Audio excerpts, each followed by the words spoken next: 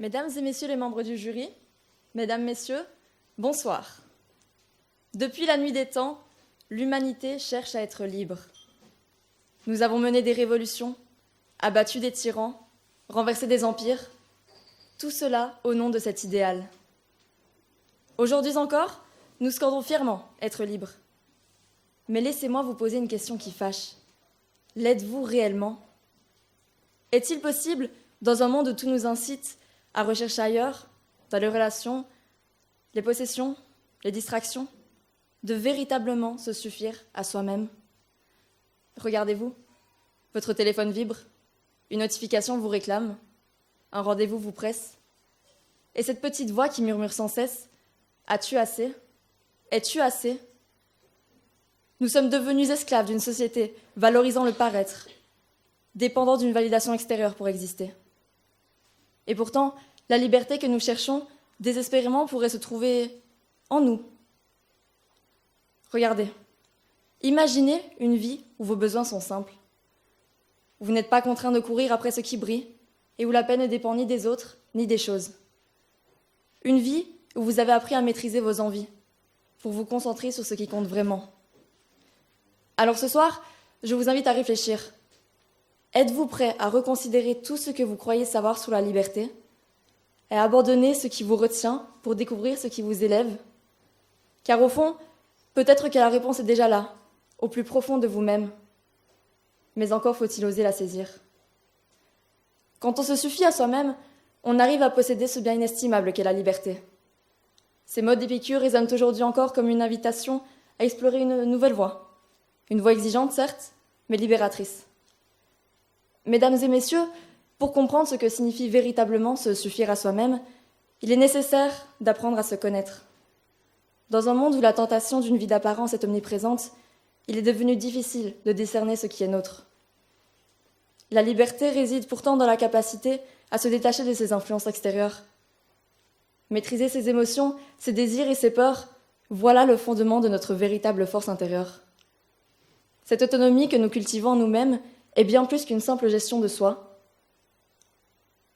Elle est le miroir d'une liberté profonde, celle qui ne s'exprime pas à travers les possessions matérielles. En apprenant à gérer nos émotions et à nous détacher du regard d'autrui, nous faisons un pas vers une indépendance qui ne repose pas sur la validation des autres, mais sur la reconnaissance de notre propre valeur. Car quand on cesse de courir après ce que l'on n'a pas, on se rend compte que tout ce dont on a besoin se trouve déjà en nous. Et cette simplicité, loin d'être une contrainte, devient une source d'épanouissement et de force. Mais alors, si la liberté résidait simplement dans le fait de se suffire à soi-même, pourquoi avons-nous toujours appris des autres ? Nos relations humaines sont cruciales pour grandir, découvrir de nouvelles idées, confronter nos pensées et affiner notre savoir. Mais celui qui dépend du regard des autres pour progresser n'est pas libre, il est soumis. Et celui qui sait apprendre sans être asservi, celui qui se construit sans attente extérieure, possède en lui une force que rien ni personne ne pourra lui retirer. Mais cette force, cette liberté intérieure, ne se construit pas seulement dans sa propre dépendance. Il est nécessaire d'aller plus loin encore, de comprendre que la liberté réside dans la capacité à se retrouver seul, à se connaître profondément. Apprendre à se connaître, c'est aussi accepter la solitude, non comme un fardeau, mais comme une ressource. Une occasion de cultiver la paix intérieure. Loin des jugements, des obligations imposées par le regard d'autrui, ne serait-ce pas là que réside une forme de liberté profonde ? Lorsque l'on cesse de rechercher à être validé par l'extérieur, lorsque l'on apprend à s'aimer, on commence à comprendre que la solitude n'est pas un poids, mais un espace fertile. Cette liberté ne se trouve pas dans le rejet des autres, au contraire. Ceux qui savent se suffire à eux-mêmes sont paradoxalement ceux qui donnent le plus. Ils n'attendent rien en retour, et c'est dans cette absence d'attente qu'ils partagent sans être serviles. Les relations humaines, si essentielles à notre développement, ne deviennent véritablement enrichissantes que lorsque nous cultivons d'abord la paix intérieure. Ce n'est qu'en étant sereins avec nous-mêmes, en nous aidant à nous découvrir sans l'influence des autres, que l'échange avec autrui devient authentique, libre et profond.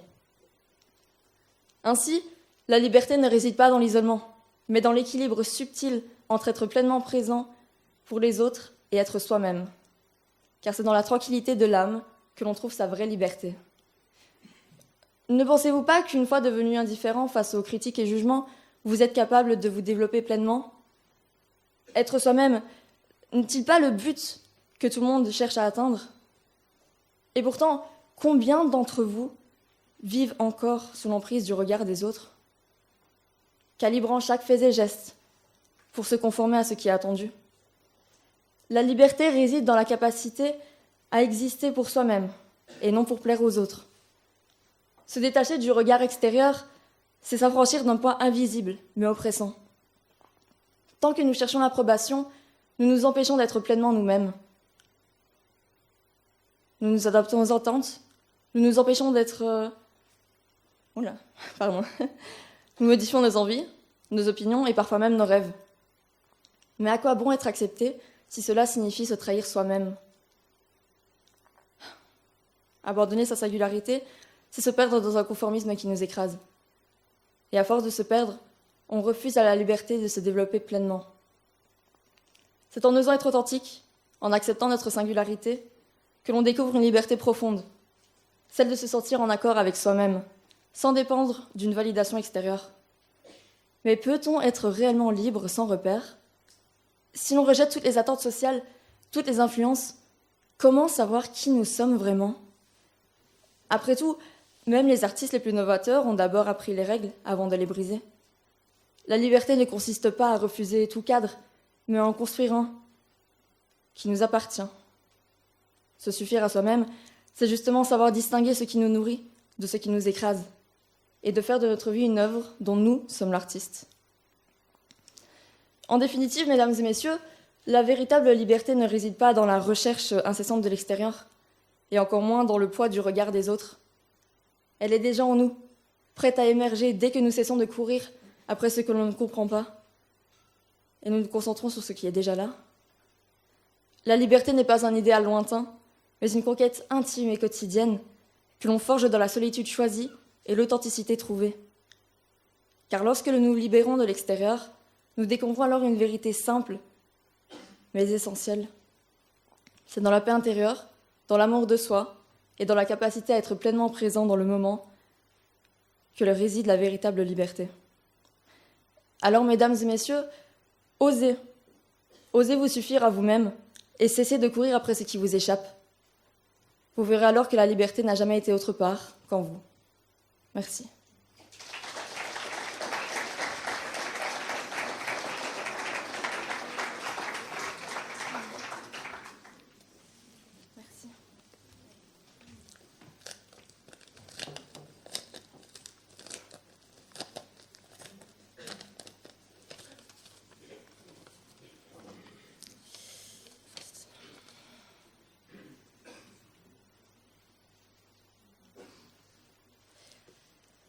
Alors, j'ai une citation de Louis de Funès, acteur, que vous connaissez sûrement tous.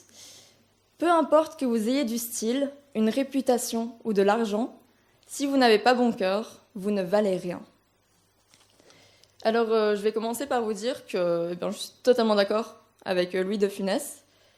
Pour moi, dans la vie, il n'y a rien de plus important que le cœur, la bonté, la générosité.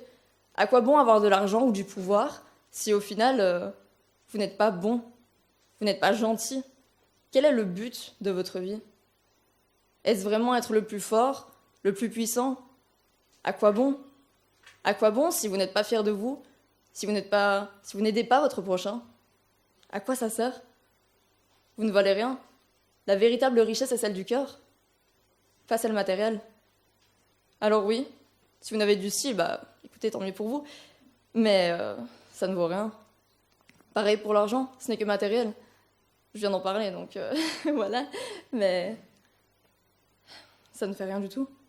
Ayez bon cœur, soyez vous-même. Et je pense que votre vie sera bien meilleure comme ça. Merci.